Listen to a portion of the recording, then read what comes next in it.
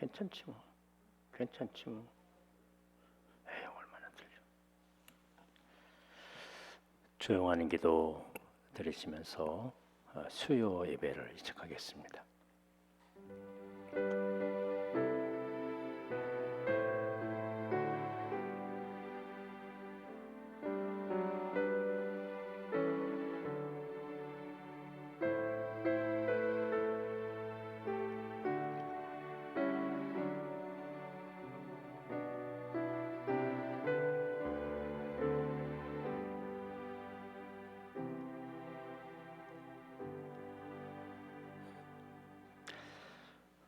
올해도 5월을 마치고 6월을 시작하게 하신 주님께서 우리에게 주신 이 시간들의 소중함을 다시 한번 깨닫습니다. 바라옵기는 6월달 우리의 믿음이 더 성장하고 또 원래의 믿음대로 회복되는 그런 놀라운 축복이 이 6월달에 우리에게 임하게 될 줄로 믿고 기도합니다. 코로나19를 빨리 극복할 수 있게 하시고 우리 제대로 원래대로 자기의 자리를 찾기에 우리 힘을 다하여서 빨리 회복할 수 있도록 우리 각자의 개인의 신앙과 믿음에도 함께하여 주시옵소서. 예수님의 이름으로 기도하옵나이다. 아멘. 찬송가 267장입니다.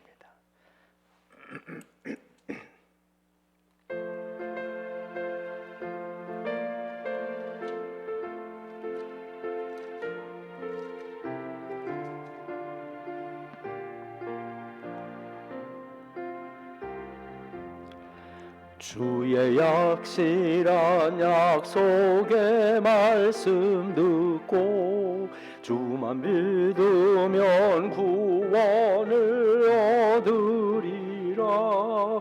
할렐루야 할렐루야 내가 예수를 믿어 그의 흘리신 피로 내 죄 씻었네. 할렐루야 할렐루야 내가 예수를 믿어 그의 흘리신 피로 내 죄 씻었네.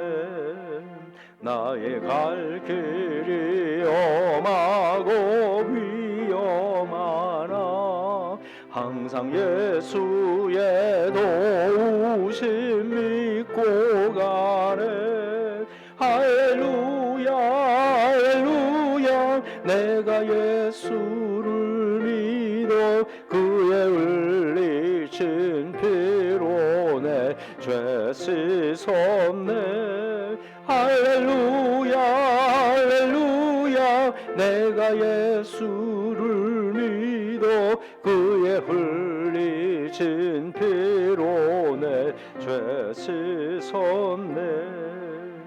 주의 보좌에 천사들 둘러서서 우리 구주를 높이어 찬양하네. 할렐루야 할렐루야 내가 예수를 믿어 그의 흘리신 피로 내 죄 씻었네. 할렐루야 할렐루야 내가 예수를 믿어 그의 흘리신 피로 내 죄 씻었네. 예언자들과 왕들도 반열대로 황금길 따라 나와 찬송하네. 할렐루야 할렐루야 내가 예수를 믿어 그의 흘리신 피로 내 죄 씻었네. 할렐루야 할렐루야 내가 예수를 믿어 그의 흘리신 피로 내 죄 씻었네. 우리 모두 다 그 반열 뒤따르며 함께 즐거운 찬송을 부르리라. 할렐루야 할렐루야 내가 예수를 믿어 그의 흘리신 피로 내 죄 씻었네. 할렐루야 할렐루야 내가 예수를 믿어 그의 흘리신 피로 내 죄 씻었네. 아멘. 오늘 주시는 말씀은 마태복음 6장 9절입니다. 우리 계속해서 예수님의 기도를 가르치시는 기도에 대해서 함께 말씀을 나누고자 합니다. 마태복음 6장 9절부터 13절입니다. 그러므로 너희는 이렇게 기도하라. 하늘에 계신 우리 아버지여, 이름이 거룩히 여김을 받으시오며 나라가 임하오시며 뜻이 하늘에서 이루어진 것 같이 땅에서도 이루어지리이다. 오늘 우리에게 일용할 양식을 주시옵고 우리가 우리에게 죄 지은 자를 사하여 준 것 같이 우리의 죄를 사하여 주시옵고 우리를 시험에 들게 하지 마시옵고 다만 악에서 구하옵소서. 나라와 권세와 영광이 아버지께 영원히 있사옵나이다. 아멘. 기도를 한다라는 이 기도에는 바라다라는 그런 소원이 있습니다. 즉 바라고 소원하는 것을 기도하는 거다라고 이야기하죠. 즉 기도는 내 마음이 답답해서 드려지는 그런 기도가 아닙니다. 내가 무슨 한이 있어가지고서 내 속을 풀어주기 때문에 기도하면 소리 지르고 나면 내 속이 풀어지는 스트레스를 해소하는 것도 결코 아닙니다. 기도는 간절히 바라는 그런 소원하는 것을 하나님 앞에 드리는 것이 그게 바로 바른 기도인 것입니다. 오늘 예수님께서 주기도문이다라고 이야기하고 있는 우리에게 가르쳐 주신 그런 기도문, 우리가 소원해야 할 것이 무엇이며 무엇을 바라야 되느냐, 무엇을 가지고 기도해야 되느냐에 대해서 차근차근히 알려주시고 있습니다. 기도를 가르쳐 주시면서 다시 한번 확인하게 되는 것은 뭐냐면 우리의 소원은 뭐냐? 우리가 더 잘 살고 대박이 터지고 권세를 누리고 잘 먹고 건강하게 살아가기를 원하는 것이 우리의 소원인데 하나님의 소원은 그게 아닙니다. 하나님의 관심은 어디에 있느냐? 죄에 있습니다.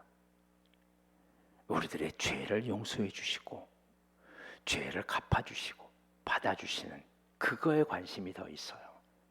근데 그게 사실은 우리의 소원이 되어야 되고 그것을 통해서 우리에게 하나님이 축복을 해주시는 것이거든요. 포인트가 좀 달라요. 하나님은 우리의 죄에 대해서 관심이 있는데 우리는 그거는 뒤로 하고, 그리고 어디에 관심이 있느냐? 우리의 삶에 대해서 관심이 있는 거죠. 이 두 포인트가 많이 다른 거예요. 여러분들 보십시오. 우리의 기도의 중점은 어디에 있느냐? 내가 더 잘 살고 더 잘 되고 뭐 모든 일들이 잘 풀어지고 그거에 관심이 있잖아요. 하나님은 아니야. 예수님께서 가르쳐 주신 기도의 문을 보면 하나님 앞에 기도하고 난 다음에 바로 우리의 모든 죄를 용서해 주신 것 같이 우리의 죄를 용서해 주옵소서. 바로 하나님의 관심은 죄에 있어요. 죄 사함에 있어요. 이것을 우리 분명하게 확인하고 늘 기억해둬야 합니다. 하나님 앞에서의 제일 중요한 관건은 우리들이 어떻게 죄 사함을 받느냐에 있다는 거죠. 그래서 예수님은 먼저 죄 사함을 위해서 기도하라고 하십니다. 참 어떤 면에서는 이 용서가 인생사를 풀어가는데 가장 중요한 문제라고 할 수가 있습니다. 사실은 사람이 이제 생명이 다하면 제일 마지막에 하는 일이 뭐냐? 용서하는 거고요. 용서받는 일이야. 나를 용서해달라고 얘기하고 내가 다 용서했다. 그 우리의 사실 마지막이에요. 그게 뭐 유언이 다른 어떤 많은 그런 유언들이 있지만 그건 다 뒤로 하고 인생사에서 가장 중요한 것은 바로 풀어가는 일들이 바로 용서와 용서받는 일이 아닐까. 교회에서 여러 가지 많은 일들이 있잖아요. 그 일들 속에서 정말 중요한 일은 용서하고 용서받는 일이에요. 그런데 우리는 하나님 앞에는 용서받았다고 말하고 있으면서도 사람들에게는 용서해주거나 용서를 받는 일들이 참 어렵습니다. 그래서 예수님께서 이렇게 먼저 조건을 제시하였는지도 몰라요. 바로 우리의 기도 중에서 가장 중요한 기도가 그래서 용서의 기도가 되어야 돼요. 좀 용서할 수만 있으면, 용서를 받을 수만 있다면 우리는 모든 문제가 풀어질 거예요. 그게 행복의 시작이고 원만한 삶의 출발이 될 수 있습니다. 근데 하나님이 우리의 죄를 용서해 주옵소서라고 기도해야 되는데 그 조건이 하나 붙었습니다. 뭐냐? 용서받을 수 있는 자격이라고 할 수 있어요. 바로 그 한 가지가 내가 용서할 수 있어야 되는 거. 우리가 우리의 죄를 용서해 준 것 같이 라는 그런 점입니다. 이 말씀을 그대로만 읽어보면 내가 내 다른 사람들의 죄를 사하여 준 난 다음에야 하나님의 죄 사함을, 긍휼을, 용서를 받을 수 있다는 그런 의미로 듣게 됩니다. 예수님이 자주 등장하는 그런 교훈이죠. 그것은 바로 용서입니다. 18장에 보면 10,000달란트, 1만 달란트를 빚진 자가 있는데 주인에게서 탕감을 받았어요. 내가 어려우니 내가 용서해 주겠다. 그런데 이 사람이 다른 자기한테 100데나리온의 빚진 자가 있는데 돈 안 갚는다고 때리고 옥에 가두는 일들이 벌어져요. 이 사실을 알고 난 다음에 이 원래의 주인은 너 1만 달란트 갚아라. 그러지 않으면 내가 옥에 가두겠다. 라고 취소합니다. 탕감한 것을 취소하게.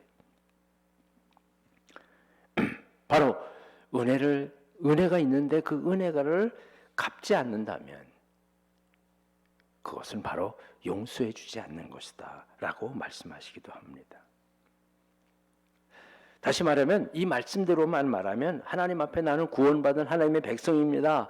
하나님의 자녀입니다 라고 말하는, 나의 죄를 용서받았습니다 라고 말할 수 있는 사람들은 어떤 사람이냐? 나는 모든 사람들을 용서했습니다. 이런 이야기와 똑같아요. 사실 우리가 다른 사람을 용서할 수 있는 권한은 없습니다. 죄를 용서해 줄 수 있는 권한은 우리에게 없어요. 죄는 오직 하나님만 용서해 주실 수 있습니다.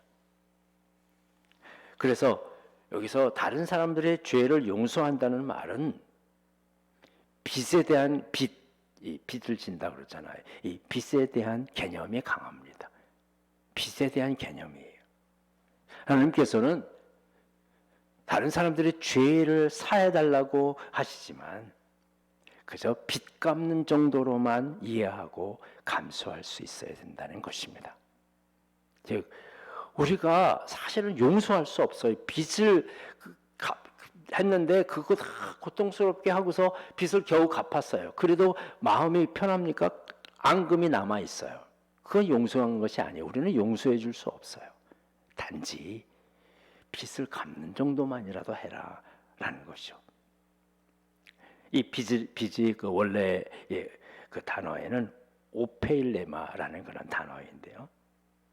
이것을 의무라는 말로 성경에는 번역하고 있습니다. 고린도전서 7장 3절에 보면 남편은 그 아내에 대한 의무를 다하고 아내도 그 남편에게 그렇게 할지라. 사람들이 감당할 의무를 빚이다 라고 이야기하고 있습니다.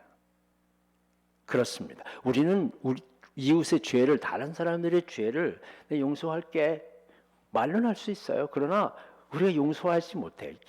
주님께서는 우리의 죄를 흰눈같이 다 다 사해 주시겠다고 말씀해 주시거든요. 그리고 기억하지 않겠다고요. 근데 우리는 그렇게 기억하지 않을 수 없어요. 우리는 늘 그게 나의 자신의 트라우마로 간직되어 있고 편치 않는 거예요. 그래서 이웃의 빚을 저 사람이 나한테 이걸 빚진 거다 생각하고 그 빚을 탕감해 주는 것이다라는 거예요. 그게 바로 하나님의 죄사함의 은혜를 기억하는 겁니다.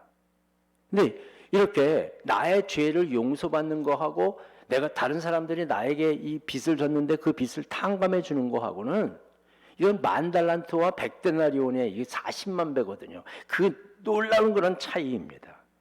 그런데 이것을 갖게 여기겠다라는 거죠. 하나님께서 다른 사람의 빚을 이렇게 풀어주고 해결해주는 그런 일들과 내가 하나님의 백성이 되어서 구원받고 하나님의 나라에 들어갈 수 있는 자격을 얻을 수 있는 것과 이렇게 같이 해주겠다는 거예요. 이 놀라운 그런 은혜거든요. 이게 은혜예요. 여기서 사하여 준 것 같이라는 이 말은 버리다라는 뜻입니다. 버렸어 아예. 그걸 생각지도 않아요. 예수님이 베드로와 안드레를 부르셨을 때 베드로와 안드레는 그물을 버려두고 부모를 버려두고 배를 버려두고 버리다라는 말이야. 이 말이 이게 사하여 주는 거예요. 우리는 예수 그리스도를 쫓기 위해서 붙잡기 위해 모든 것을 버린 것처럼 하나님의 은혜 용서를 구하기 위해서 용서할 수 있고 버릴 수 있어야 합니다. 버려져요. 속에서 자. 내가 할 수 있는 일은 아니긴 해. 성령께서 해주셔야 되는 일이죠. 세상의 작은 이익과 권리를 하나님께서 주시는 이 놀라운 그런 은혜와 비교할 수 없습니다. 그러기에 우리는 포기합니다. 그러기에 우리는 버릴 수 있어요. 그러기에 탕감해 줄 수 있고요. 내가 나한테 뭐 이런 말을 해도 내가 용서할 수 있다. 버릴 수 있는 거죠.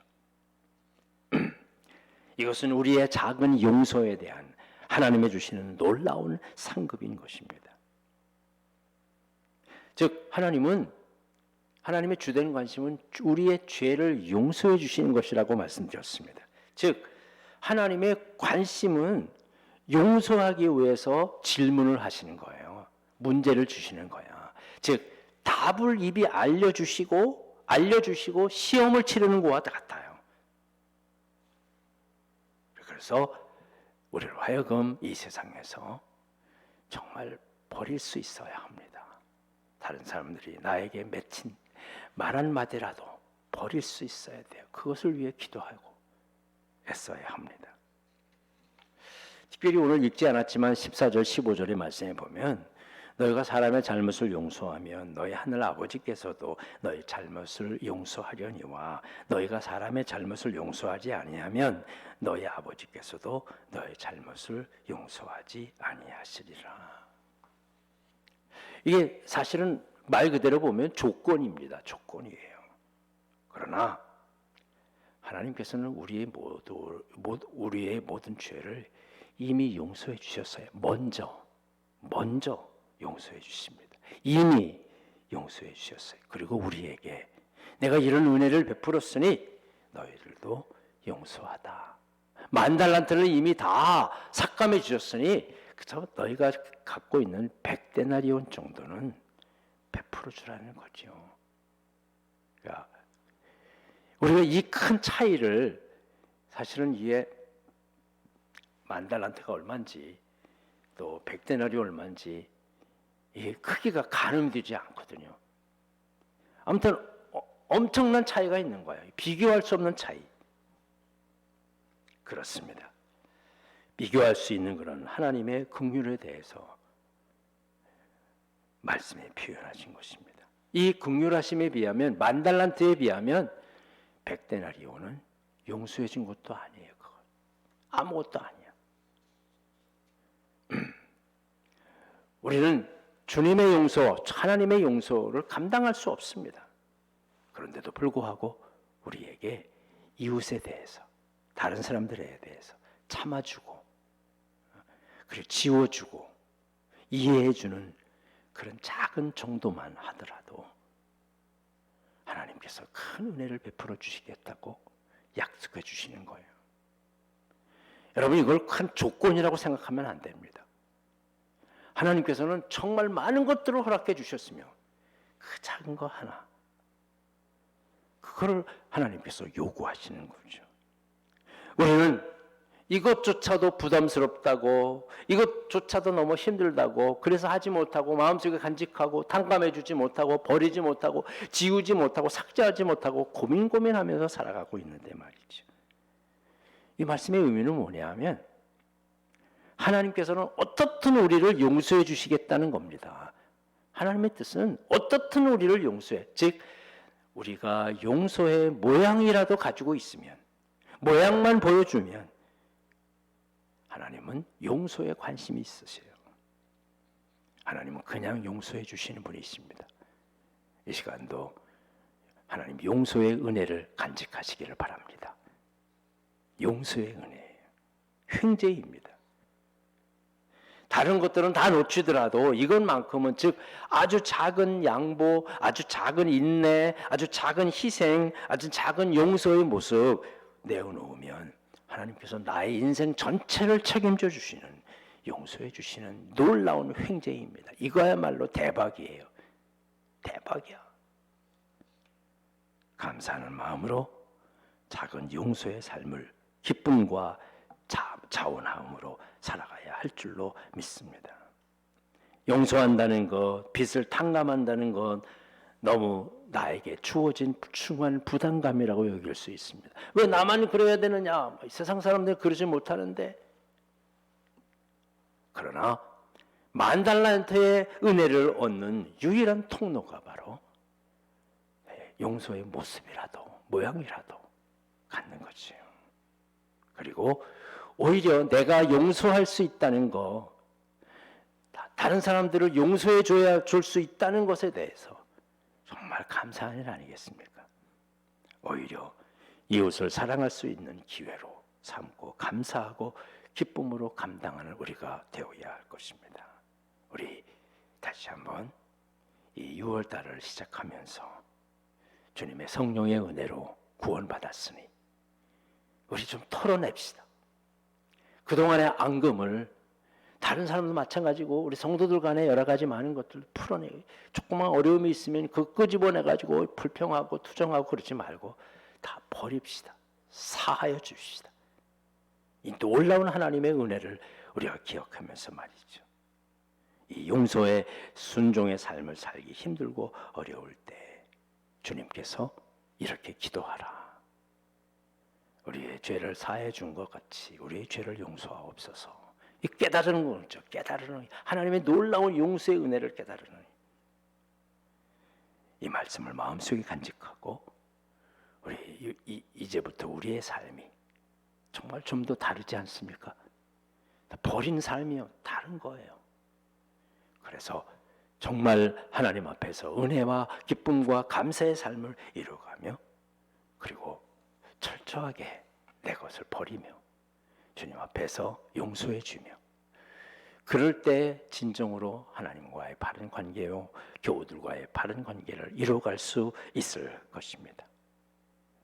이제 6월을 시작합니다. 우리 마음속에 새로운 다짐과 결심을 가지면서 특별히 오늘 말씀, 구원의 확신과 믿음을 가지고서 주님의 당부해 주신 죄를, 우리의 죄를 용서해 주고 빚을 탕감해 주고, 그리고 우리의 마음속에서 지워낼 수 있는 그런 놀라운 은혜와 축복이 여러분과 함께 하시기를 주님의 이름으로 간절히 축원합니다. 기도하겠습니다. 우리를 하나님의 자녀로 불러주시고 거룩한 백성으로 삼아주시며 특별히 우리의 모든 죄를 용서해 주셔서 하나님과 대면하게 하시고 하나님께 기도하게 하시고 하나님과 교제하게 하여 주셨습니다. 감사합니다. 그리고 오늘 주님께서는 너희의 죄를 사하라 라고 말씀하시는 이 말씀을 다시 한번 우리의 마음속에 담습니다. 우리는 주님의 은혜, 용서의 은혜는 받기를 우리의 마음속에 받아들였으면서도 불구하고 다른 사람들의 모든 이것들을, 작은 짐들을 내려놓지 못하고 앙금을 간직하고 그것 때문에 흔들리고 힘들고 어려움이 있는 우리의 삶입니다. 주님, 우리를 도와주옵소서. 용서할 수 있게 하시고 버릴 수 있게 하시고 사할 수 있게 하여 주시옵소서. 그래서 우리로 하여금 모든 것을 다 버리고 주님의 은혜만을 감격하며 여기며 살아갈 수 있는 특별한 하나님의 사람들 이루어가게 하여 주시옵소서. 예수님의 이름으로 기도하옵나이다. 아멘. 하늘에 계신 우리 아버지여, 이름이 거룩히 여김을 받으시오며 나라의 마옵시며 뜻이 하늘에서 이룬 것 같이 땅에서도 이루어지리이다. 오늘 우리에게 일용할 양식을 주옵시고 우리가 우리에게 죄지은 자를 사하여 준 것 같이 우리의 죄를 사하여 주옵시고 우리를 시험에 들게 하지 마옵시며 다만 악에서 구하옵소서. 내게 나라와 권세와 영광이 아버지께 영원히 싸움나이다. 아멘.